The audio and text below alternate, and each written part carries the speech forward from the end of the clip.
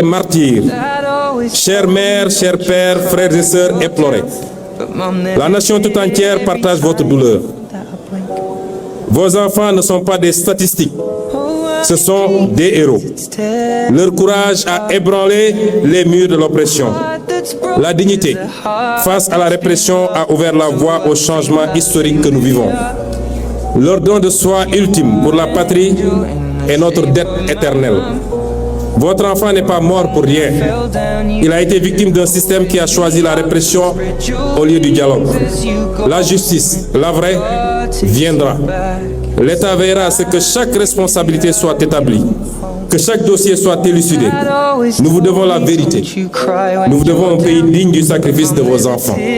Je me tiens devant vous comme un frère marqué, façonné par les mêmes larmes, les mêmes injustices, le même rêve brisé et reconstruit. Nous sommes réunis pour honorer ceux qui ne reviendront plus, ceux dont les rires ont été étouffés par la brutalité d'un système qui a voulu écraser un peuple debout. Le Sénégal se souvient, le prix de notre liberté. Aujourd'hui, le Sénégal s'arrête. Le Sénégal se recueille. Le Sénégal se souvient. Nous nous souvenons de chaque visage, de chaque nom, de chaque vie interrompue ou brisée. Ces jeunes, ces étudiants, ces citoyens ordinaires sont sortis dans les rues, non pas par violence, mais par amour viscéral pour leur pays et par refus absolu de l'injustice.